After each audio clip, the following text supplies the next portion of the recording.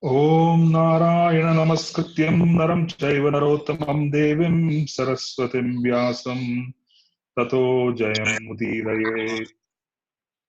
Om Namo Bhagavate Vasudevaya. Om Namo Bhagavate Vasudevaya. Om Namo Bhagavate Vasudevaya. Hare Krishna, everyone. Thank you for joining us. And we're going to continue our discussion of the first canto, but we are in the last chapter, which is the arrival of Sri Sukadeva Goswami.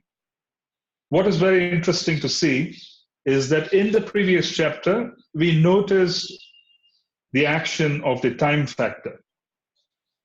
The time factor, which is Krishna's manifestation in the material world, can overpower the so-called karmic reactions, whether it's positive or negative. In other words, the ultimate say in terms of the manifestation of a certain event rests with the time factor.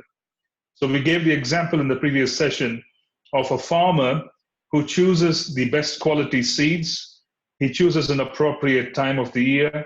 He prepares the land and he tills the land, and then he waits for a particular time and says, this particular week, I'm going to start sowing the seeds because my anticipation of the monsoon season, my anticipation of rains is going to happen subsequently. So there's effort in wanting to prepare the land, etc., selecting very good quality seeds. Also, a choice is made in terms of when the farmer would sow the seeds. And then he waits for the rains to come after sowing the seeds. There are several permutations and combinations that can take place here. One is that the rain can precede the action of his sowing the seeds. In other words, his anticipation of monsoon could practically be advanced, and as a consequence, he could lose the entire year because the land basically is already wet in certain ways. The rains have come and gone. His calculations could go wrong. He is not ready. There could be a circumstance where the rains could come a week after, as he plans, which means that everything will go well.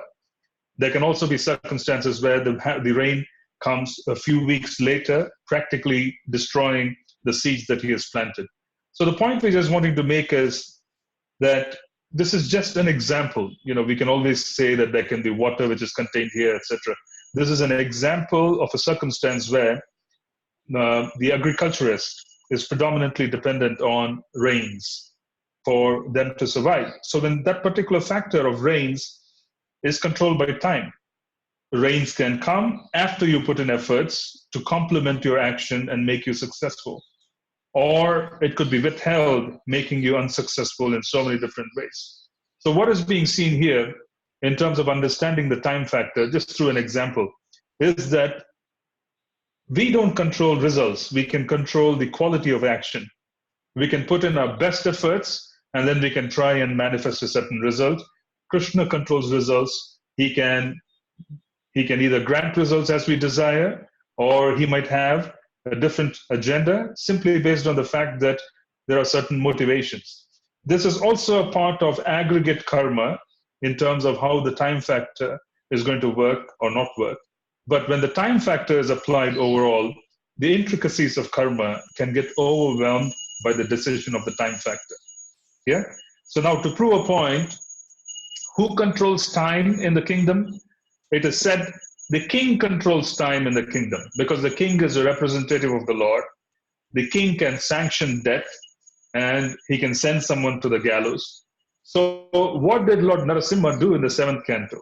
When he appeared as Lord Narasimha, when he appeared to save Prahlad, he practically wanted to perpetuate the chanting of the holy names. He came to protect the chanter of the holy names very specifically. That's the reason why, for us, the worship of Lord Nrsimhadev, for chanters of Harinam, is very special, simply because he comes very specifically to offer protection to the chanter of the holy name.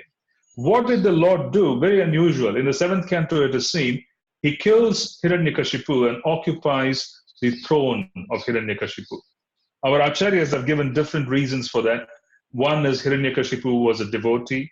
Yeah, after all, he was a servant of the Lord who took on demonic, I would say, attitude towards the Lord, and he became completely against. As a consequence, the Lord did not accept from anyone else, but he accepted the seat of Hiranyakashipu. But in reality, there's also an opinion which is being offered by Acharyas that the king controls the time factor. So Lord Narasimhadev was wanting to give a message that if the chanter of the holy name is going to be prevented even by the so-called rulers of a kingdom, I would come and I would manifest and I would ensure that you can continue your chanting. To such an extent that he practically is offering protection at the highest level of a certain governmental situation or in a certain situation within the planet. So the point we are trying to make here is the time factor is the supreme time factor, is the time factor which controls the ultimate manifestation of results. So when we talk about results, it is controlled by the time factor. That is the precise reason why we say that we don't actually have any ownership over the results of our activities, because the manifestation of results is controlled by Krishna. His time factor manifests and doesn't manifest. So in that particular context, in the previous chapter, we notice how his great devotee, Parikshit, was empowered, or rather, sorry, he was practically, I would say, managed by the time factor, overpowered by the time factor. I meant to use overpowered, not empowered. He was overpowered. His sense of reasoning, his ability to control, everything was taken away. Now, here was a person who was extraordinarily well-cultured. Krishna offered him protection right in the womb. He had a body which was actually given by the Lord, and as a consequence, there was no question of him going against the desires of the Lord. When something is being given by Krishna, we don't tend to experience a situation where it can go against Krishna's plans. If we make plans, our plans can definitely put us into trouble in terms of Krishna consciousness. But if Krishna himself is granting something, then such a situation cannot grant us or cannot have any kind of obstacle on our path. So this is something which you ought to really know. So in that particular circumstance, Parikshit Maharaj was given a body by Krishna because he protected him from this extraordinary circumstance of the Brahmastra, which was thrown by Ashwatthama. When he offered protection, he practically granted him a body which could, resist the extraordinary destruction that was, put into place by the Brahmastra. So the point we are trying to make here is that Parikshit was granted a body by Krishna.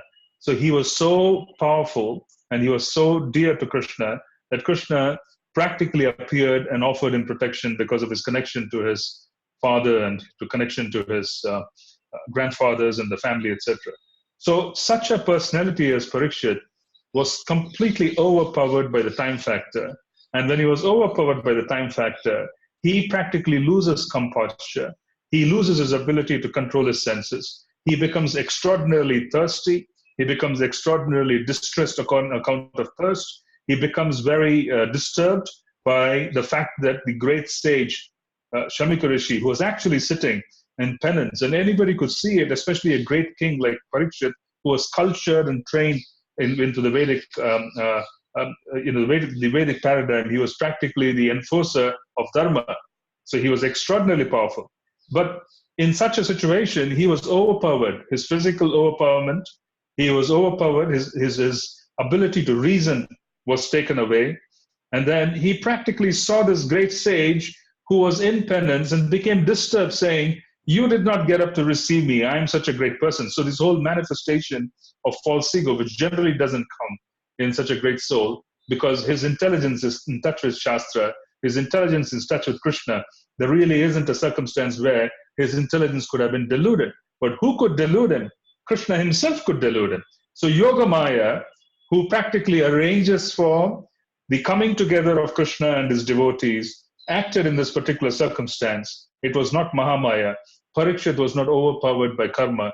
He was overpowered by the internal potency of the Lord to lose composure and to lose the ability to reason. And he sees this great sage sitting in penance and assumes that this sage is arrogant.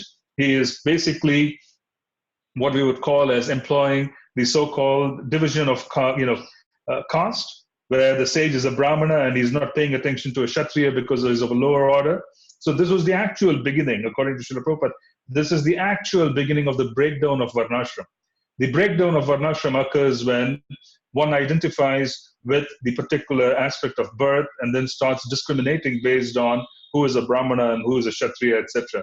And Parikshit Maharaj's observation at that point was, here is a great Brahmana, he is filled with pride, and as a consequence, he is not paying attention to me because I am lower than him. I'm a Kshatriya. So this basic attitude started then. Now, what happened after that was basically the curse which was uttered by the son of the sage when he heard that Parikshit Maharaj had insulted his father was also impelled by the time factor. It was impelled by the time factor in a manner where it practically had to happen in the case of the son because Kali Yuga had begun. So now there are two personalities whom we want to study. Shamika Rishi was not affected by the time factor. When he woke up, the great sage, from his trance, he was very disturbed that this had happened to Parikshit Maharaj. Parikshit Maharaj was overpowered by the time factor. He basically did a few things. He picked up a dead snake. He put it around the neck of the sage because he thought the sage was insulting him. The son of the sage, who was also practically overpowered by the time factor. In the case of Parikshit, it was Yoga Maya. In the case of the son of the sage, it was Mahamaya. He was in touch with material nature. As a consequence, he was overpowered by his nature. He was overpowered by his negative karmic reactions. As a consequence, he did something which was very harmful and to the entire universe, to humanity. The point which you're trying to make is that both these personalities were controlled by the time factor. One was controlled by Mahamaya, the other was controlled by Yoga Maya. One was trying to bring this devotee Parikshit back to Krishna and to start the recitation of Krishna's manifestation as Bhagavatam, which is so phenomenal. I mean, how many times can you see someone who could practically be an instrument of being able to, kind of start the process of the recitation of Srimad Bhagavatam? So Parikshit Maharaj was so special that this had to be Yoga Maya. Krishna wanted to manifest himself as the Srimad Bhagavatam. Krishna is non-different. So Krishna wants to descend as Srimad Bhagavatam through the agency of Sukadeva Goswami. Parikshit Maharaj became a nimitta matra. He became what we would call a principle of an instrument in the hands of the Lord to facilitate the recitation of Srimad Bhagavatam. So this was entirely arranged by the Lord's internal potency. The sage was unaffected. He was distressed because ruling a kingdom was particularly important those days because they could understand that if a king is completely in knowledge of Shastras and he can protect Dharma, then a king should never be replaced. This is true. A king should never be replaced because there is great lamentation in Srimad Bhagavatam. This is one lamentation when Parikshit Maharaj was cursed. And the other lamentation was when Kartavirya Arjuna was killed by Sri Parashuram.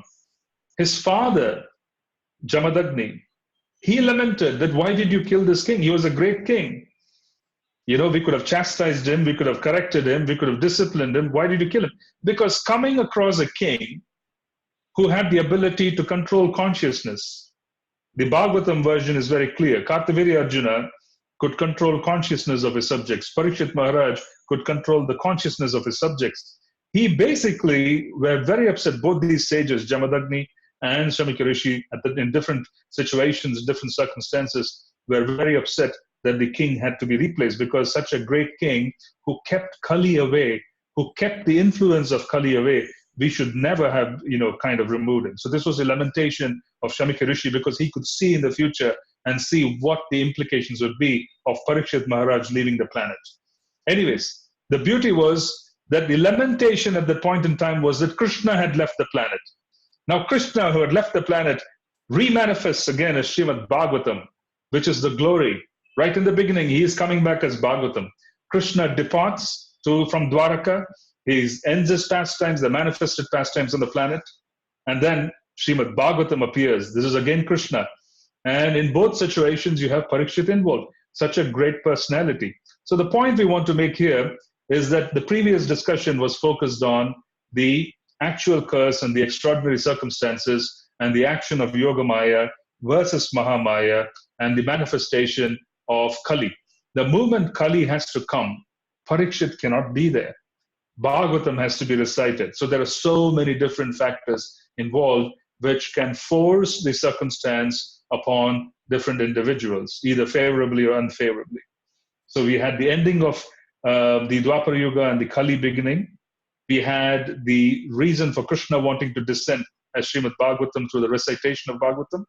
And then we also had, the circumstances which had to be experienced by Parikshit Maharaj. So there were different factors there which led to the circumstances. But it was the beginning of Krishna's coming down as Srimad Bhagavatam. So this is one of the glorious, glorious events which is being spoken of. In the subsequent chapter, which is the next chapter, we speak about the coming of Srila Sukadeva Goswami. Sukadeva Goswami is the son of Srila Vyasadeva. Now, being the son of Srila Vyasadeva, what he practically did not have to go through the reformatory process of different samskaras. In our movement, we have a book called Satkriya Saradipika. The Satkriya Saradipika is used by the Brahmanas in our movement to assist the Grihastha Ashrama in putting their children and themselves through different samskaras by inviting the presence of the Lord and to purify ourselves as we go along different samskaras. It's actually quite powerful. It has accounted for the fact that we are not so much a matter of going through Vedic rituals. We are not so much it's not a culture. The Bhagavad Dharma, there is no culture of really getting trapped and getting caught up in Vedic rituals. So how do you conduct Vedic rituals without actually getting caught up in so-called fruitive activity? That particular book has been written and authored by Srila Gopala Bhatta Goswami, one of the 6 Goswamis. He has taken principles of Vedic life. He has drawn from different works. He has given us samskaras that have also been arranged so expertly that when you follow the book very strictly and you go through the Vedic samskaras, you still don't conduct yourself strictly in the principle of fruitive activity, because there is the invocation of Krishna's presence in so many different levels. As a consequence, there's also an opportunity for us to be able to make advancement as devotees. So in that sense, what we are trying to talk about is that Sukadeva Goswami did not even go through the different samskaras. Samskara literally means impression. As a child grows up from one level to the other, there are impressions which have to be left on the consciousness of the child to protect the child in its development, in its growth. And these impressions themselves are very important to bring about certain changes so that the child could be cultured to accept, devotional service fully. Now, in such particular circumstance, the child, Sukadeva Goswami, he was born during an extraordinarily powerful time of Vedic practice. And his father was Srila Vyasa himself. Where is the question of lack of knowledge or lack of opportunity when you have a father like Vyasadeva? So the son was born, and he practically did not go through the reformatory process, but he was liberated. How did he get liberated? Because the recitation of Srimad Bhagavatam was heard by him. Srila Vyasadeva spoke the Bhagavatam to him and taught him the Bhagavatam. As he learned the Srimad Bhagavatam, he practically jumped over and became liberated. So as a consequence, he practically had no need even to go through the reformatory process, because he had come in touch with the most powerful means of, what we would call as spiritual rejuvenation. He practically had come in touch with Srimad Bhagavatam from the author, Srila Vyasadeva, and his realizations. So he heard from Srila Vyasadeva. Now, Sukadeva Goswami basically is also considered to be a very special servant of Srimati Radharani. We don't want to go into those details because we would want to remain in the context of the chapter that is being discussed. So we would reveal information as and when it comes, as we go along the Srimad Bhagavatam. But we just wanted to make a mention that this personality, Sukadeva Goswami, is very dearly connected to the pastimes of Krishna. So no one else could have probably been qualified to speak at that point in time. Now what happens is, Parikshit Maharaj, he basically hears of the curse of the Brahmana boy. He hears that this particular boy has cursed him to die within 7 days. Now what is very interesting, both the Bhagavad Gita and the Bhagavatam were spoken in circumstances where the choice was very simple. It was not a very complicated day. It was not a very complicated set of choices to make. The choices made in the Bhagavad Gita before the recitation of Bhagavad Gita were in the battlefield. What do you do in the battlefield? You're going there and you either get killed or you kill. So it's basically a matter of either finishing the day alive or finishing the day dead, yeah, completing the day dead. So there really isn't much room for or concern for other issues to bother us. When you are on the battlefield, there's no clutter in the mind. There was a circumstance that if you unfortunately come in touch with terminal disease, and when someone comes in touch with terminal disease, the clutter in mind just goes away. Because once they're finished, once they know that, okay, I have a few years left, regardless of how many years it may be, once you hear that you have a few years left, then you kind of have to clean up your table or drawing board, as you would call it, remove all the clutter, and then redraw plans to prioritize time and life. So this is a wonderful opportunity in one sense, because all the nonsense and I would say secondary activity become completely deprioritized. We start focusing on what is most important in life because we understand that time is limited. So the clutter goes away. A battlefield circumstance of Bhagavad Gita is similar by nature, because you come into the battlefield and you have the objective, or at least have an understanding, that the likelihood of coming home alive is a chance. You don't know if you're going to come home alive. So imagine starting your day understanding that this could be my last day. It's a very powerful meditation. Just understanding when we wake up that this could be my last day would practically mean that we're going to reprioritize everything that particular day to ensure that we are going to get the best out of that particular day. Yeah? So this is very important meditation, because this particular Bhagavad Gita circumstance there was no clutter. The practical issue was they were in the middle of the battlefield. The choices that were left before the warriors there was, you either get home alive or you get home dead, in the sense that you could die that particular day. It was over. There's no question of any kind of confusion about what other things could you do on the battlefield. What other outcomes could be there? There are two outcomes. You could be alive, wounded, or you could be dead. Yeah? So there's no clutter. What is amazing is the Srimad Bhagavatam starts with a similar, I would say, circumstance where Maharaj Parikshit has been told that within 7 days or 7 days from now, there would be a bird, Takshaka. They're using the word Takshaka. Takshaka is one of the main serpents, like Vasuki, Takshaka. There are different serpents. Takshaka is one of the serpents and of the Nagaloka. And this Takshaka had the ability to fly and manifest himself. He's quite powerful. So he is going to be bitten by Takshaka, the serpent, whose venom was so powerful that he would just be incinerated just as being bitten. It was so powerful a venom that it would incinerate the body of Maharaj Parikshit. So Maharaj Parikshit came to hear of this. Now, what would he think of?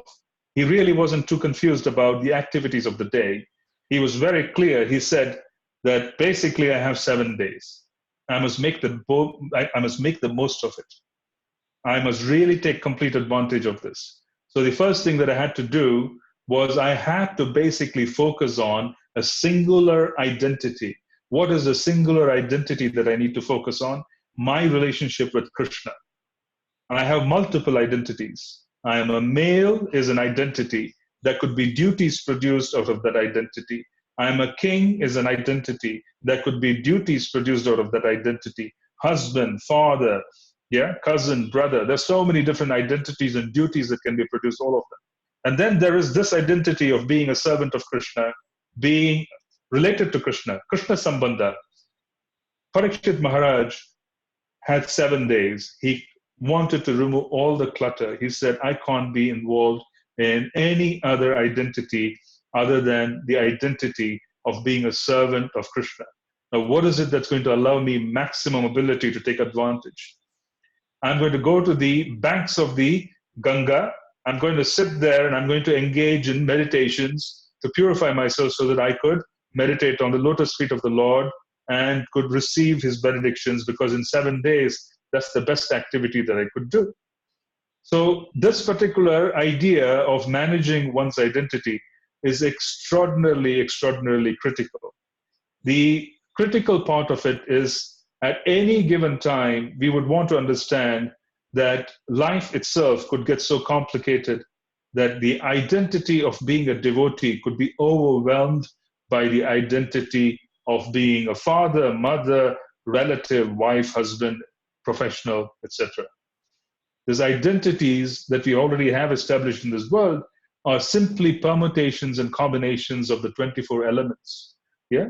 We say 5 knowledge gathering senses, 5 working senses, and then you have the more fundamental elements, and then you have basically the false ego and the manifestation of different objects and senses. So the objects of the senses, the false ego, the mind, and then you also have the principal 5 elements from which all of this come from. Basically, these constitute the different combinations in which a living entity can actually think of themselves. This is interesting. You read about this in the 5th canto. We read about it in different circumstances, that the concoction of the different elements and the senses coming in touch with the objects of the senses, the different permutations and combinations can result in a body. We practically are ordering a new body for the next lifetime based on a certain circumstance and certain environment, certain time factor, impelling the different elements and their different connections, etc. So the point you're trying to make is these identities themselves are being thought of by so many different factors. They have been concocted by the mind, and the mind pursues these identities with full fervor. It starts establishing itself in such a way in one of these identities that it can concoct further identities as we go along in life, and that becomes the nature of our next body. So we go from one body to the other, and as we get one body to the other, all we are doing is certainly having just a mix of these different aspects of material existence. So it's almost like the potter's, what we would call someone who basically has different ingredients to put into the pot, and then they have different permutations, combinations in terms of how they can turn out, and then the mind basically creates one of these situations where we end up having a body. That's a reason why we are so careful about establishing identities. Why is there such emphasis on wanting association? Why is there such emphasis on wanting to allocate a certain amount of time every day in the chanting of the holy names? Why is there such emphasis on coming in touch with Srimad Bhagavatam, where the personalities like Parikshit have faced circumstances that we could face, and they've basically decided that I can only focus on one identity in the circumstances, and I must really put my energy into it. Right? Then we also have the meditations of being in Vrindavan, meditations on basically worshipping the deity. There are so many different things which are being given to us in our Siddhanta, primarily 5 angas. Namasmaran, Namakirtan. Before that, you have Sadhu Sangha, Namasmaran, Namakirtan. You have the prospect of Srimad Bhagavat Shravanam, and then you have Srimurti Seva and Mathura Vas. These 5 different principles that have been given to us are to enforce the identity of being a servant of the Lord. And the reason it's being enforced is because the mind can concoct an identity based on our circumstances, and that can superimpose itself in the wrong time in our lives and make it very difficult for us to move forward, and we end up having a different body, which is again coming back to this world and maybe or maybe not having the opportunity to continue our devotional service. So there's great danger in this circumstance. So Parikshit Maharaj basically led the life of a devotee because he was very strong on a daily basis. Because he was very strong on a daily basis, his end was managed by Krishna. Because he was very strong on a daily basis, he could wrap his bag on moment's notice and say, okay, my end is going to come in 7 days. I'm prepared. My bag is all packed and I'm ready to go on. I want to transition. I'm okay with the transition. Why do people panic at the time of death? They panic because their bags are not packed. They do not know where they are going. They're not sure of where they are going. They're confused. They're bewildered. So when you're very sure of where you're going, when you're very sure that you've basically conducted yourself and your desires, the predominating desires. Yes, if we exist in one of these bodies, in a given day, we could be functioning as a father, mother, husband, wife, etc. And there could be desires coming out because of those identities. But what is the predominating desire? The predominating desire is to be a devotee of the Lord. The predominating desire is being watched by Krishna. So Parikshit Maharaj, even though he functioned as a king, he functioned as a husband, he functioned as a father, etc., he was predominantly a devotee. Because he lived as a devotee and he invested as a devotee, he invested in that particular identity of a devotee. When the time came, it was very easy for him to say that that's what I'm going to do. I'm going to put 100% of my time and concentrate. Because he was such a wonderful devotee during his life was managed by Krishna. His birth was managed by Krishna. Imagine this. His birth was managed by Krishna, and his departure was managed by Krishna as well. Everything was managed by Krishna. So because he was already practicing devotional service, he was surrendered. There was intense management by Krishna and his servants to manifest a circumstance during the passing which should be extraordinarily favorable. So he goes to the Ganga. Now, there's a particular statement which is being made by our acharyas. Srila Jiva Goswami has given an opinion saying that even though Srimad Bhagavatam mentions Ganga, it was actually the Yamuna. Now, why is it that Srila Jiva Goswami is giving such an opinion? Why is he contradicting the words of the Bhagavatam? He is not contradicting because the Bhagavatam has different versions depending on where and when it took place. And based on geographic proximity of Hastinapur to Yamuna, Srila Jiva Goswami is offering an opinion that it was the Yamuna, it was not the Ganga. Yeah, even though Srimad Bhagavatam says it's the Ganga. So Parikshit Maharaj, it is also being said about in relationship to Yamuna. When Krishna was being carried by his father Vasudeva from the prison in Mathura, he crosses the Yamuna and he is coming to Vrindavan. As he is entering into Vrindavan, he drops baby Krishna into the water. There's an instance where Krishna, when he's being carried by Vasudeva, he falls into Yamuna. So his lotus feet and the dust of his lotus feet are a part of Yamuna. So basically, it is very powerful, and it is said that it is extraordinarily powerful. More powerful than Ganga is Yamuna, because the Lord bathed here. The Lord bathed here. He completely gave the lotus feet. He kind of immersed himself in his birth. He had so many amazing pastimes on the banks of Yamuna and in the Yamuna itself. He was literally, on the side of the Yamuna at all times. Yeah, there's so many wonderful pastimes. So Srimad Bhagavatam, our acharyas have given an opinion that this was basically a pastime that took place on the banks of Yamuna. And Yamuna is so special. Yamuna ji is so special because Krishna basically had so many wonderful pastimes. So Parikshit Maharaj sat in meditation on the banks of Yamuna is the opinion of our acharyas. Srimad Bhagavatam says Ganga. I just wanted to bring this up because this is something that can come up later. But in reality, this is an opinion given by Srila Jiva Goswami. We would want to be very strict in adhering to the opinions given by our acharyas. Basically, this is their realization, because we ought to understand that when Srimad Bhagavatam is being spoken, it's very contextual. It's in different universes. Sometimes you have chapters that have occurred in different universes. And the Bhagavatam has been recited so many different times in so many different parts of so many different kalpas. And as a consequence, what we are trying to say is basically that these are circumstances where we must accept the opinion of our acharyas. Srila Jiva Goswami's opinion that this is Yamuna. And it is geographically close to Delhi. So Yamuna flows very close to Delhi. In other words, Hastinapur, the capital of the Kauravas and the Pandavas, Parikshit Maharaj was in the palace. So it was proximate for him to walk down and then depart and then sit on the banks of Yamunaji. So he sat on the banks of Yamunaji and he basically started meditating on Krishna at that point. Now, when he started meditating, what is being said here?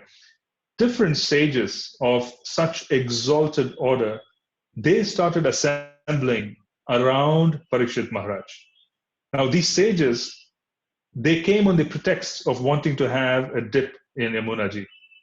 But in reality, they did not require a bath in Yamuna to purify themselves, because they could sanctify a place just by their presence. This is the opinion of our acharyas. They were so powerful that they could sanctify by their presence any particular place. It becomes a tirtha because the sadhus are present. It is true. When you come to any particular place such as Vrindavan or Mayapur, what is important is to listen to sadhus, because we can't really see the Dham through our vision. Our vision is extraordinarily limited in our ability to see the Dham. So we have to hear, and we see through our ears. This is the fundamental instruction given by the acharyas, is that you hear. And this is the beginning. The culture of hearing started with Parikshit Maharaj. So the great sages who were present there, they all started coming. They did not come to purify themselves, neither did they come because they found that Maharaj Parikshit was giving up his body in certain ways, or he was going to be bitten. They came because they heard that the son of Vyasadeva was going to speak. They came from different parts of the universe, and these were great personalities like Sri Narad Muni, Bharadvaj, Vasishta, Vishwamitra, the who's who of all the great sages, Bhrigu, all of them assembled there. Great personalities just assembled there because they heard Srila Sukadeva Goswami was going to come. He was going to speak. See, look at this beautiful eagerness of the sadhus, of wanting Sangha. The moment they hear that there was a great personality who is going to share and reveal his realizations about the Supreme Lord, they want to assemble. They're very eager for sadhu Sangha. They were great in themselves. They were great personalities. But what propelled them? It propelled them because his great personality was going to speak. They wanted sadhu Sangha. They were so eager for Sangha that they assembled on the banks of Yamuna. They assembled on the banks of Yamuna, basically in anticipation of Srila Sukadeva Goswami. And this is the glory of Sukadeva Goswami. This is the glory of Srimad Bhagavatam. Srila Sukadeva Goswami later arrives in the assembly. When he is arriving in the assembly, he comes in a manner where he is completely neglectful of what we would normally call as societal demand. What would society demand of you? Society demands that you're well dressed. Society demands that you take care of your body. Society demands that you are going to act in a certain manner, going to take care of this and take care of that. These are societal demands. He was completely oblivious, neglectful of what society expects him to do. He was liberated, and he conveyed that particular mood so powerfully. So these great sages, who themselves were such great personalities, they themselves were exalted, they wanted to come in touch with Srila Sukadeva Goswami. He arrives in that particular spot. And this impelling, he is impelled by the super soul. He's impelled by Krishna, where Krishna has practically arranged for his devotee to start the process of hearing. Hearing is the means for Kali Yuga. If we want to be delivered in Kali Yuga, we have to culture ourselves to be able to hear. The whole process in Kali Yuga is to be able to hear. So the flagging off of the process was done by Parikshit Maharaj. He submitted himself. Pranipatena pariprashnena sevaya. He submitted himself. He practically placed himself at the lotus feet of the sages. He received benedictions, and he also submitted himself to Sukadeva Goswami. Srila Sukadeva Goswami was all but 16 years of age. He was 16. It is said that he had a very delicate countenance. His limbs and his features were very delicate. He were very delicate features. He had very curly hair. His color was bluish, like that of Krishna. Somewhat bluish, very dark complexion. And he basically had large lotus, it says, lotus-shaped eyes. And he was very delicate by countenance, by appearance, a real sadhu, real very, very powerful presence. He was so exalted that he had an appearance which itself was basically, as we would call it, very different and very special. Now, he was also a diamond in the rough, as we would call it. Why would we call him a diamond in the rough? We call him a diamond in the rough because His external appearance was disheveled. He didn't quite care about what society wanted him to do. He would dress up or not dress up at all. He would wear clothes which are very, I would say extraordinarily austere. And in most cases, it's described that he used to walk around without any clothes. When do you walk around without any clothes? You have to be completely insane, or you have to reach a point where you are completely rejecting the rules and regulations of this particular world. It is seen Rishabhadev walked around without any clothes. People rejected him, threw things at him. Jada Bharata walked around without any clothes because they rejected society. Why? They were deadly afraid of the permutation and combination that the mind would concoct using the material elements and the objects of the senses and the primary elements. This entire mix of the mind, which practically is going to act according to societal, environmental demand and cultural demand, could force them into accepting a second body, a subsequent body. They rejected it. They said, yes, we don't want you. You reject us. Society, you can reject us. We could be the rejects of society. We could just be left alone. And Bharat Maharaj used to just lie down. Rishabhadev used to just lie down. And they never used to even, have a bath at sometimes, practically going against societal demand. We cannot imitate these. But it is an important culture for us to come to terms and understand that why were they acting in this extraordinary manner? It is not that they did not know Shastric demand. They could have easily worn a dhoti. It was that they were deadly afraid of the mind's ability to concoct and create a future for them, which is very true. When you have something so precious, when you have something very precious, you tend to safeguard that particular treasure. These sages, these great personalities, had something super special. They had cultivated and culture and identity that was exclusively in connection with Krishna. In other words, they had practically rejected the different identities that the mind was concocting. The mind had to give up. Yeah, we have Gaura Kishore Das Babaji Maharaj, one of our acharyas in our lineage, who had a similar kind of bent of mind. He had a similar behavior. Yeah, he practically used to do things which were the opposite of what was expected in that particular time frame.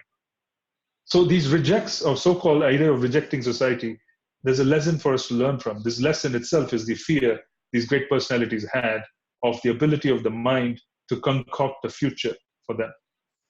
Don't underestimate the mind. It's very powerful. Now, what does the Bhagavatam say about protection of mind? How do you protect your mind? The Bhagavatam says you must focus on seva to the Guru and to Krishna. If the mind is focused on seva to the Guru and Krishna, then the ability of the mind to protect yourself naturally comes. We cannot manage the mind on our own, but if we focus our mind in seva, in service to the lotus feet of Guru and Krishna, then protection is offered. This is the conclusion of Srimad Bhagavatam. Yeah? So the point we are trying to make here is there's a reason why this behavior is being displayed. There's fear in their hearts, not a fear of what we would call material nature itself, of the fear that we experience. We are afraid of losing things in life. They had fears of forgetting Krishna. They were so afraid that they could forget Krishna, they used to never allow the mind to intervene. These are extreme examples, but then it shows how people were afraid of not allowing the mind to concoct the future for them. The mind has such capacity to concoct futures for us that at the time of death, we could just be trapped by its concoction, by the permutation, by the combination, by the different, I would say, different flavors that the mind can come up with. Yeah. So this is the reason for Sukadeva Goswami now appearing, and he appears naked. He is followed by I would say, a group of children who are curious because they've never seen someone like him of that particular hue, because he had somewhat of a bluish dark hue of skin. He was extraordinarily good looking, but at the same time, he appeared like a madman. He wasn't wearing any clothes. So you had the so-called women and children following him, perhaps taunting him. And as he appeared before the sages, every sage who was seated there got up to receive him. The 16-year-old boy was received by sages who had been on the planet, and they were a part of, I would say, so many different pastimes of the Lord. He was received by the sages. They all got up and received him. The 16-year-old boy was so powerful because of his glorification of Srimad Bhagavatam that he practically commanded that kind of respect. The moment this was seen by the children and the women, they walked away. They disappeared. They didn't realize that this personality was so great that great personalities and sages would just get up and offer him a seat. They were so, I would say, conscious of his presence and wanted to glorify his presence. Parikshit Maharaj, paripratena, pariprashnena sevaya, pranipatena pariprashnena sevaya, 4.34 of the Bhagavad Gita. Parikshit Maharaj, because his heart was already humbled, he already knew that in 7 days he had to leave because the supreme time had already arranged circumstances for him. He already felt very guilty of doing what he did to sage Samika Rishi. So he was wondering how this great, karmic reaction could be removed. And then someone delivers news to him that you have been cursed. He becomes happy. He says, okay, now I know that I can just destroy this body and I can be freed from this great disease. The body is a great disease. It's a concoction. It's a concoction of the material elements and the mind and the circumstance that we are in and the culture that we are in. And there are so many different instances where this has been rejected. So now Parikshit Maharaj, knowing that he has committed Brahmana Prad, he has insulted a Brahmana and there's been cursed by a Brahmana, which is irreversible. There is no upaya or remedy to fix Brahmanical curses. Brahmanical curses are very, I would say, very difficult to remove because they're very subtle. A Brahmana is a subtle person because he's in the mode of goodness. When he curses, the curse itself is so subtle because it can affect you for many lifetimes. It is not a gross curse where you can do some prayaschitta and you can remove it. It's subtle because the Brahmana himself is in the mode of goodness. So if the mode of goodness curses you, where would you go for shelter? There isn't any kind of shelter which is available. Nama is there, which is the ultimate shelter. But here was a circumstance where Parikshit Maharaj acknowledged his circumstance. He said, I've been cursed by a Brahmana. It is irreversible. It is going to come true. It is the will of the Lord. But I'm happy because this body, which is also carrying the sin and the guilt of insulting a Brahmana sage, is not going to be destroyed. I'll be done with it. I'm not going to carry it. So he was very happy because he was basically a Krishna conscious person. He understood the implications of action. He understood the implications of action. And he understood the implications, the reactions. If people become knowledgeable in terms of the sensitivity of their existence on this planet and what the opportunities are and how difficult it is to reverse course if you get into circumstances, then they would be very, very, very careful because they wouldn't really get into the trap which most of us get into. So what is the best way for us to be able to unwind the trap that we have laid for ourselves for millions of lifetimes? The best way for us to unwind is to focus on fostering and strengthening an identity in relationship to Krishna, which is what we do. We chant, we associate, we talk about him, we worship his deity form, we are very eager to have the dust of the Dham on our heads. All of this is simply to foster and strengthen an identity, because if you don't strengthen an identity on a daily basis and you don't work very hard to prevent such concoctions of the mind to create a new future for us from coming to our way, if you don't work on it actively and don't manage it, then we could be in trouble. So what was the solution given in Srimad Bhagavatam of how do we prevent our mind from being captured and concocting a future for us, which is nothing but hell? You serve Sri Guru and Krishna very nicely. This is the solution of Srimad Bhagavatam as well. So Parikshit Maharaj is assembling there and Sukadeva Goswami has come. Why don't we just read through the verses very quickly, just read the translations, and then we'll take some questions. It's actually quite, it's an amazing chapter. But this is basically the chapter. It basically is the appearance of Sukadeva Goswami. Srila Sutta Goswami said, while returning home, the king felt that the act he had committed against the faultless and powerful Brahmana was heinous and uncivilized. Consequently, he was distressed, which is true. This distress which is experienced by us if we speak something bad is also because we are cultured. Sometimes it happens that we're impelled to say things which we don't want to say, or we hurt others. If we don't feel distress after causing pain to someone, then there's something wrong in our culturing. We need to feel distress. As Vaishnavas, it's all the more so that we need to experience distress when we give any kind of hurt or we impel any kind of hurt to others. If we hurt others, feel distress. If we don't feel distress, then there's fundamentally something wrong with us and our character. We are too hard-hearted, where we can't even understand the distress of a living entity who is especially another Vaishnava, then there's something very wrong with us. King Parikshit thought, due to my neglecting the injunctions of the Supreme Lord, I must certainly expect some difficulty to overcome me in the near future. I now desire without reservation that the calamity come now, for in this way I may be freed of the sinful sinful action, and not commit such an offense again. He's just desiring, let the calamity come.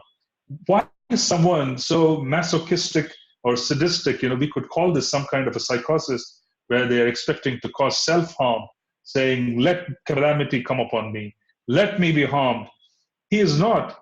He is actually cultured and he wants to protect himself because he knows the body is temporary. It is going to end one way or the other. Now, why would I want to carry this extraordinary sinful reaction of hurting a Brahmana? That could possibly distract me from my sadhana, and I could possibly fall down because I could have already created a pathway. When you act in this world, you create a pathway for the future. You start walking in a certain direction. It is a subtle pathway. The mind starts walking in that particular direction. It starts creating a future for us. This is the frightening part about action in this world, is that a pathway is created for the future. So one starts moving towards it, impelled by their sin. So Maharaj Parikshit, he was very clear. He said, my goodness, I have done this. I've hurt a Brahmana. This is wonderful. Let me just give up. Let some calamity come so that I experience pain and the equivalent of the karmic reaction be taken out in terms of calamity. This is actually a very Vaishnava thought process where they're understanding that the mind could have already created a hellish condition for the future. A pathway could be created. We would be impelled towards some kind of a pathway. This is the reason for fall downs. Fall downs, be it in our society, be it in the Catholic Church, be it in any kind of religious order, do not happen overnight. Fall downs are created and they sometimes take lifetimes to process. The pathway has already started. Someone is already walking along the pathway towards a certain future. They are walking towards a certain future. They've already blazed the pathway because of the sinful reaction. And when the event occurs, the physical event, it has already been manifesting itself in a subtle form for years and perhaps lifetimes. So don't underestimate a certain situation just by face value saying something is happening today. It is not today. It has happened several times back. It is happening for several years. It has first taken place in a subtle phenomenon. As a subtle phenomenon, it has already created a pathway for the future. This is so dangerous. What is the remedy again? Serve Sri Guru and Krishna carefully. But please be sensitive and have repentance. Because without repentance, offenses get repeated again and again and again. Now, what does he say again? I am uncivilized and sinful due to my neglect of Brahminical culture, God consciousness and cow protection. Therefore, I wish that my kingdom, strength, and riches burn up immediately by the fire of the Brahmana's wrath, so that in the future I may not be guided by such inauspicious attitudes. See, neglect of Brahminical culture, God consciousness, and cow protection. When Brahminical culture and cow protection is neglected, when it is thwarted, when it is stopped, Krishna leaves that place. This is Srimad Bhagavatam. This is not a concoction. There's a reason why Parikshit Maharaj basically has said this. God consciousness and cow protection, they're all connected, Brahmanical culture. When the Brahmanas are basically neglected, and when I'm not talking about Brahmanas, I'm talking about Brahmanas about birth, I'm talking about Brahmanical culture. The culture of Brahmanas, those who are participating in the culture, those who are assisting the culture in different ways, when they are thwarted, when they are distressed, and cows are not protected, Krishna leaves the place. Therefore, I wish that my kingdom, strength, and riches burn up immediately by the fire of the Brahmana's wrath, so that in the future I may not be guided by such inauspicious attitudes. While the king was thus repenting, he received news of his imminent death, which would be due to the bite of a snake bird occasioned by the curse spoken by the sage's son. The king accepted this as good news, for it would be the cause of his indifference towards worldly things. Everybody needs a catalyst. This was Parikshit Maharaj's catalyst. Because he had a catalyst which allowed him to reject the world, he was thrilled. And this catalyst now gives him a laser-like focus. He does not have 100 different things to worry about. He has a laser-like focus, so he's happy. Maharaj Parikshit sat down firmly on the banks of the Ganges to concentrate his mind in Krishna consciousness, rejecting all other practices of self-realization, because transcendental loving service to Krishna is the greatest achievement, superseding all other methods. The river Ganges, by which king sat to fast, carries the most auspicious water, which is mixed with the dust of the lotus feet of the Lord and tulsi leaves. Therefore, that water sanctifies the three worlds, inside and outside, and even sanctifies Lord Shiva and other demigods. Consequently, everyone who is destined to die must take shelter of this river. Yeah, this is one of the very, very powerful statements, because if we make an active attempt to worship Mother Ganga, there are, I think, stotras that are available. You could even use Ganga Jal to prepare your tilak, and you wear tilak. It is so auspicious and so protective, and it allows one to practice Krishna consciousness so easily that this statement itself is actually can be experienced if you do it on a daily basis.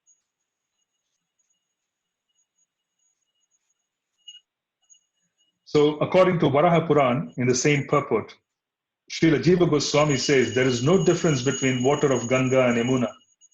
But when the water of Ganga is sanctified 100 times, it is called Yamuna. It's quite powerful. When the water of Ganga is sanctified 100 times, it is called Yamuna. Yeah? So this particular count is given in the Varaha Puran. Why are they saying this? Because Krishna fell into this water.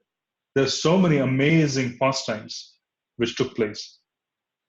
So many amazing pastimes. There's a reason why Yamuna ji is so special. Thus the king, the worthy descendant of the Pandavas, decided once and for all and sat on the Ganges bank to fast unto death and to give himself up to the lotus feet of Lord Krishna, who alone is able to award liberation. So freeing himself from all kinds of associations and attachments, he accepted the vows of a sage. At that time, all the great minds and thinkers, accompanied by their disciples and sages, who could verily sanctify a place of pilgrimage just by their presence, arrived there on the plea of making a pilgrim's journey. From different parts of the universe, there arrived great sages like Atri, Chavana, Sharadwan, Arishtanemi, Bhrigu, Vasishta, Parashara, Vishwamitra, Angira, Parashurama, Uttatya, Indra Pramada, Idamvahu, Medatiti, Devala, Ashtisena, Bharadwaja, Gautama, Pipalada, Maitreya, Aurva, Kavasa, Kumbhayoni, Dvaipayana, and the great personality Narada.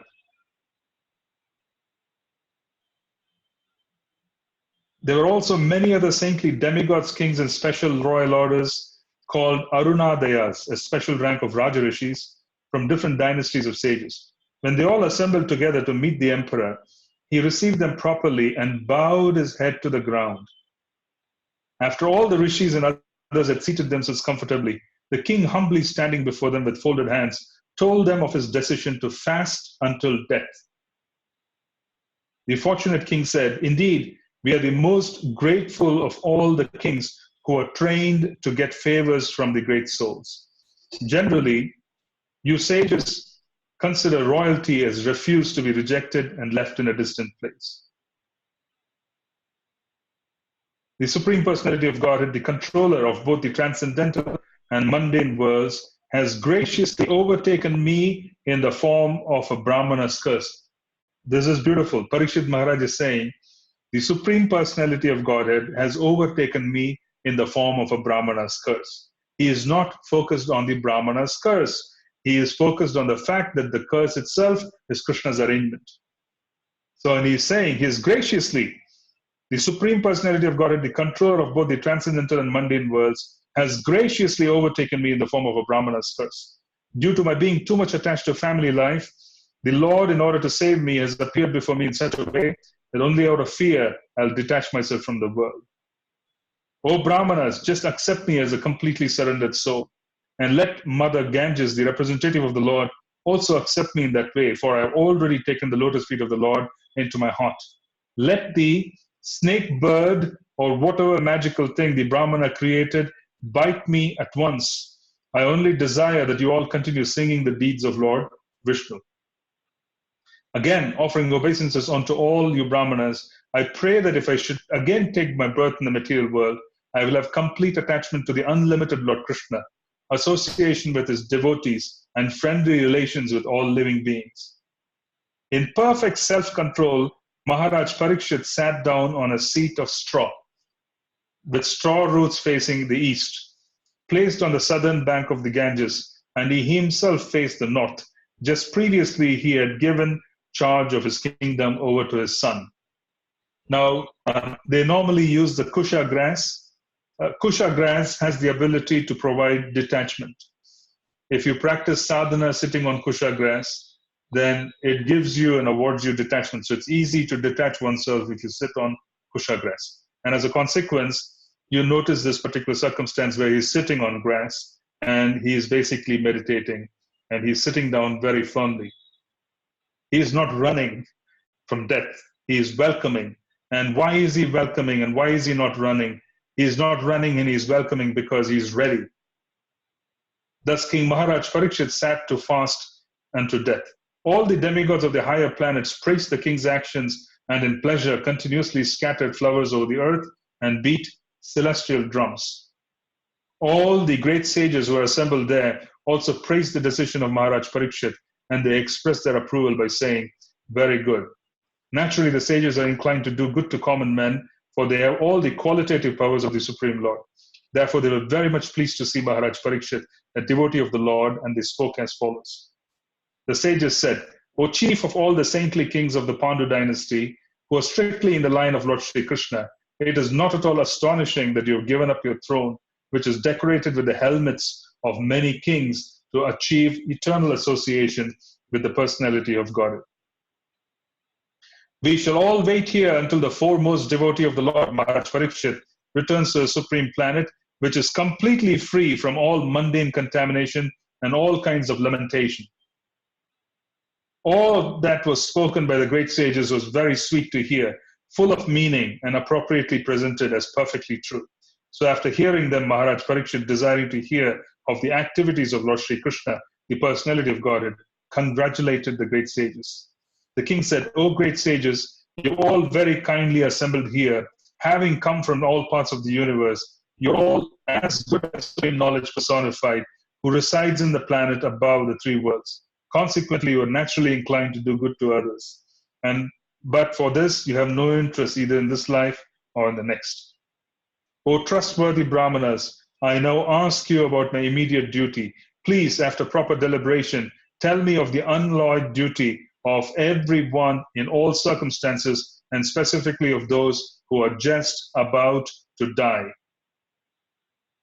At that moment, there appeared the powerful son of Vyasadeva, who traveled over the earth disinterested and satisfied within himself. With himself, he did not manifest any symptoms of belonging to any social order or status of life. He was surrounded with women and children, and he dressed as if others had neglected him. The son of Vyasadeva was only 16 years old. His legs Hands, thighs, arms, shoulders, forehead, and other parts of his body were all delicately formed. His eyes were beautifully wide, and his nose and ears were highly raised. He had a very attractive face, and his neck was well formed and beautiful like a conch shell. His collarbone was fleshy, his chest broad and thick, his navel deep, and his abdomen beautifully striped. His arms were long, and curly hair was strewn over his beautiful face. He was naked, and the hue of his body reflected that of Lord Sri Krishna. He was blackish and very beautiful due to his youth. Because of the glamour of his body and his attractive smiles, he was pleasing to women. Though he tried to cover his natural glories, the great sages present there were all expert in the art of physiognomy, and so they honored him by rising from their seats. Physiognomy, I guess, is the study of physical features, and you arrive at conclusions of character and behavior and culture based on what you see. Maharaj Parikshit, who is also known as Vishnu Ratha, the meaning of Vishnu Ratha is one who is always protected by Vishnu, bowed his head to receive the chief guest Sukadeva Goswami. At that time, all the ignorant women and boys ceased following Srila Sukadeva. Receiving respect from all, Sukadeva Goswami took his exalted seat. Sukadeva Goswami was then surrounded by saintly sages and demigods, just as the moon is surrounded by stars, planets, and other heavenly bodies. His presence was gorgeous, and he was respected by all. The sage Sri Sukadeva Goswami sat perfectly pacified, intelligent, and ready to answer any question without hesitation. The great devotee Maharaj Parikshit approached him, offered his respects by bowing before him, and politely inquired with sweet words and folded hands.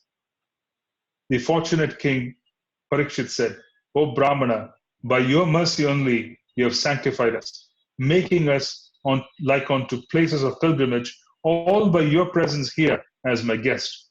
By your mercy, we who are but unworthy royalty become eligible to serve the devotee. Simply by remembering you, our houses become instantly sanctified. What to speak of seeing you, touching you, washing your holy feet, and offering you a seat in our home? Just as the atheist cannot remain in the presence of the personality of Godhead, so also the invulnerable sins of a man are immediately vanquished in your presence, O saint, O great mystic. Lord Krishna, the personality of Godhead, who is very dear to the sons of King Pandu, has accepted me as one of those relatives just to please his great cousins and brothers. Otherwise, without being inspired by Lord Krishna, how is it that you have voluntarily appeared here? Though you are moving incognito to the common man, are not visible to us who are on the verge of death."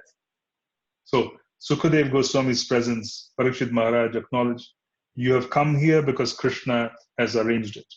You are the spiritual master of great saints and devotees. I am therefore begging you to show the way of perfection for all persons, and especially for one who is about to die." So there is a saying, Sri Bhagavatam is for one and allows one to prepare for death. Srimad Bhagavad Gita gives us life lessons. So this is basically a conclusion where he is basically saying that you're going to be speaking very specifically to someone who is about to die. The Bhagavad Gita was spoken on the battlefield to rearrange the world so that there could be life. There could be furtherance of spiritual activity. Please let me know what a man should hear, chant, remember, and worship, and also what he should not do. Please explain all of this to me. O powerful Brahmana, it is said that you hardly stay in the houses of men long enough to milk a cow. However long it takes to milk a cow, normally it's culture to offer milk to the visitor, because every house had cows, and they would milk the cow and offer fresh milk to the visiting Brahmana. So he would just stay there, receive the milk, which was the ability of the Grahastha to serve this great personality. So he would benedict them, and then he would accept that, and then he would keep moving on. So he would only stay until the time of the milking of a cow. Sri Sutta Goswami said, "The king thus spoke and questioned the sage using sweet language. then the great and powerful personality, the son of Vyasadeva, who knew the principles of religion, began his reply. This ends the first canto. In the week that follows, and perhaps one more week, I'm going to do canto summary. I'm going to take 2 sessions of canto summary. One would be surprised because it has taken us so long for us to finish the first canto. We could have forgotten, the highlights of the first canto because there are so many different chapters and so many topics were discussed. So the coming week and the week after, we're going to do canto summary, first canto. We're going to focus on the first canto. So those 2 sessions would be there. Only after the canto summary is done and we are clear and our foundation is clear, we're going to go on to the subsequent canto, which is canto 2, where Ukadeva Goswami begins his speech. So I'll stop here and I'll take your questions for a few minutes.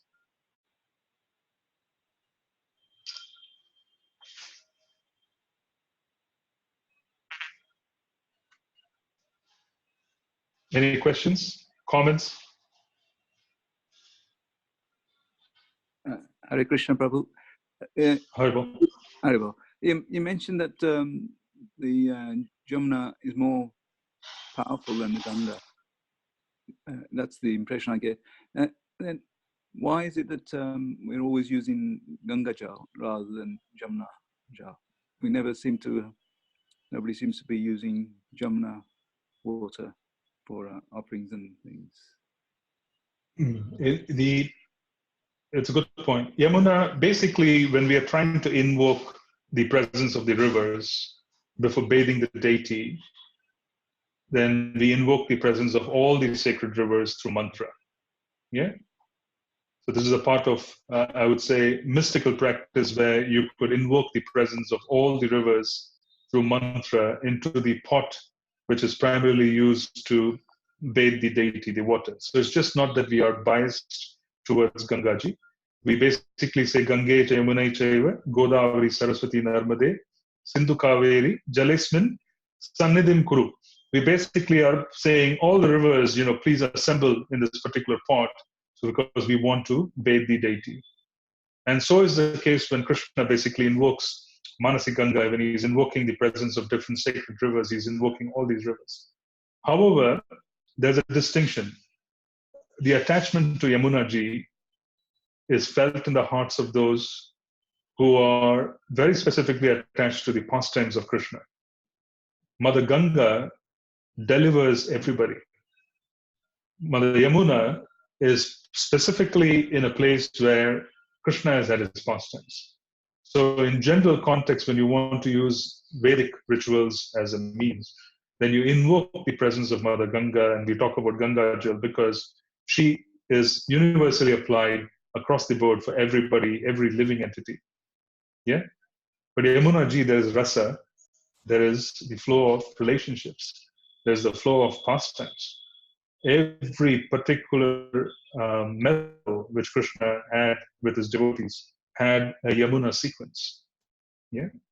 Be it Savityu, Dasya, be it Sakya, Vatsalya, and Madhurya, be it Gokul, be it different parts of Vrindavan, Braj, Yamuna Ji practically has facilitated his pastime. So there's rasa involved here. So there's a greater level of attachment for bhaktas of Lord Krishna because of the connection to the relationship which he had with his pastimes on the banks of River Yamuna. Yeah? So this is very special. So, but however, when we talk about Mother Ganga, it's a more generalized aspect of it, and where she basically, she descends because Lord Trivikrama, Lord Vamana, he pierces the spiritual sky with his toe, and basically the bathing of the lotus feet of the Lord falls down. She is also invoked by Bhagirath to wash away the great sinful reactions of his ancestors. So he doesn't invoke Yamuna Ji, he is invoking Ganga Ji. So she is more generalized in that sense. They are all connected, which is more generalized. That is the understanding we have. Okay, thank you very much. And is it good? So it's good to drink Ganga water. It's absolutely. Yes. If you see, there's a couple of points I want to make in this regard, just to lend some context. Yeah. There is a fear, which is expressed by Mother Ganga herself, that if everybody starts having their bath to wash their sins in my waters, the waters could get contaminated. Then how would my water be purified? How could it be, how could I rejuvenate? So this particular distress of Mother Ganga is being countered, saying that there will be great sages and great devotees who would also be having a bath in Ganga. They're not going to go to purify themselves, but they're going to go there specifically because they're also wanting to come in touch with her. And when they go there, because she washes, off of their body, it's like Charanamrit, then there's an opportunity for countering the so-called sinful reactions left by the materialistic people who have a bath in Mother Ganga. So the point I want to make is that there's great emphasis which is being given here for the presence of a devotee and the chanter of the holy name, even greater than having a bath in Mother Ganga, because he has the ability to purify Mother Ganga even. So that's being basically emphasized. Okay, thank you. And was there a second point you were going to say? Was there... I am not sure. Perhaps I made it already, but I'm not sure. Sorry. All right, no problem. Okay, yeah. So we should really. I heard some devotees keep a kit with Ganga and tulsi leaf ready on them all the time, and in case of they come to the end of time and they use this kit to help them. Right, make the transition. Yes, is that something that you would recommend, or is it done very often? Well, see, coming in touch with Mother Ganga as a matter of culture by offering her prayers on a daily basis is extraordinarily powerful and assists in the chanting of holy names. Right. So it is a practice done by many. So what I'm trying to say is, instead of physically carrying, one could do that, but if one also practices the chanting of the mantras, the prayers and the hymns associated with glorifying Mother Ganga, even that can be extraordinarily powerful in giving us the help to chant nicely. I was just wanting to say that no harm in doing, the physical carrying of a bottle, but you could also learn how to worship her through hymns, which is also very powerful. Okay. Thank you very much. Thank you. Hare Sure. Hare Krishna. Hare Krishna, Prabhu. Hare Krishna.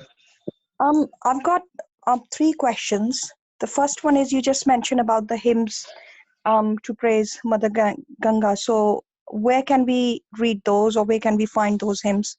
That's the first one. Second is, you mentioned 2 words, Mahamaya and Yogmaya. So are they different? I mean, how they are different? And I understand Yogmaya, but I don't know if there's any difference in both of them.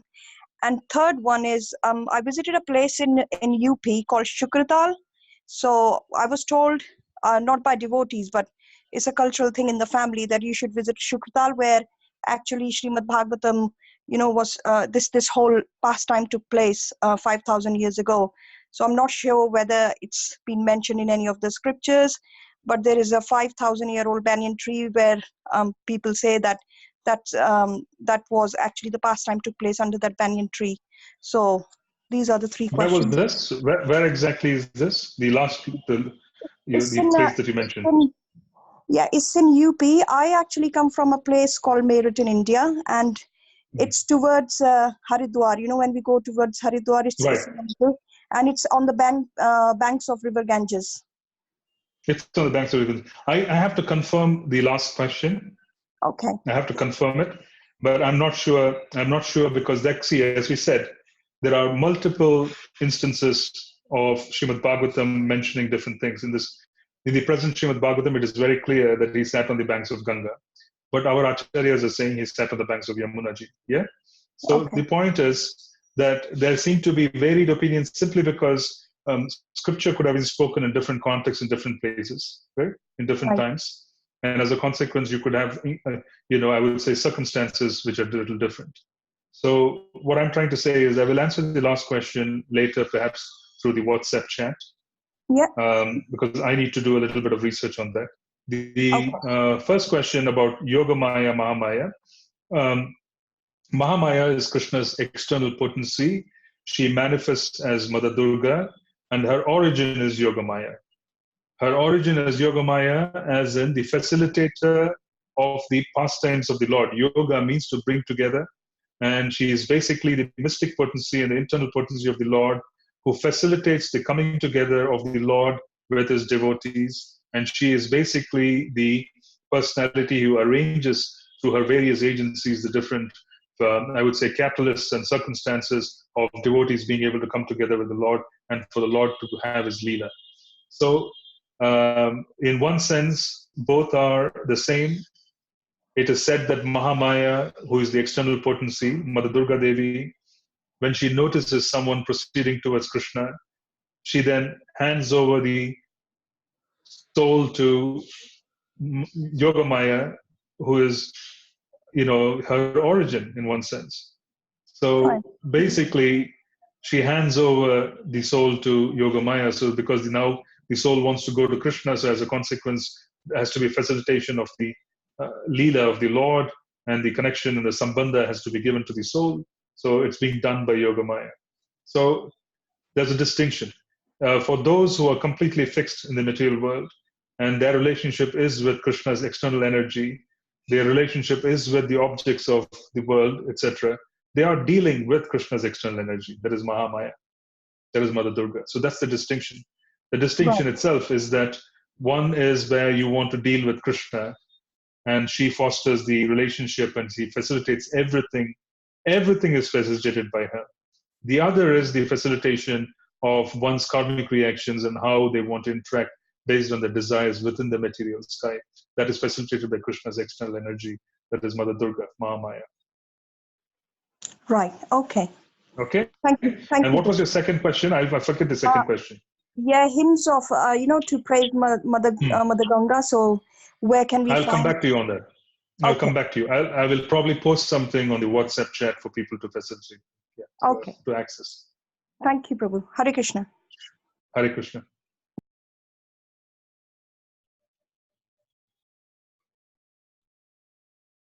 Any other question or comment before we close for the evening?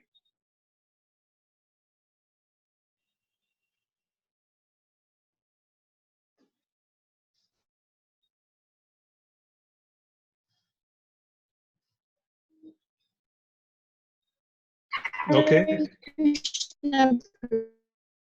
Hare Krishna. And someone's voice is perhaps. So this one is just a matter of. Sorry, Kay, your voice was extraordinarily. I couldn't hear you properly. Would you be able to repeat your question, please? Haribo? Okay.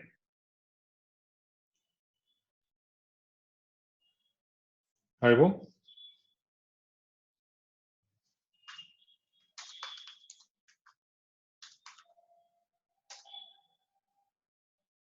I couldn't hear your question.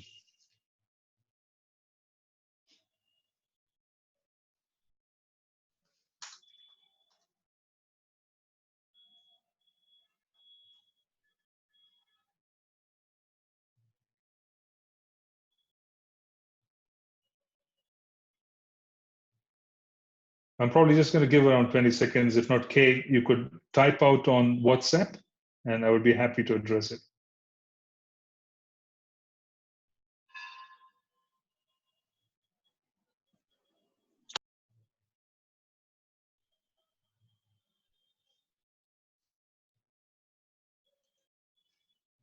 Okay, so unfortunately, I don't think perhaps there's something wrong with the phone there.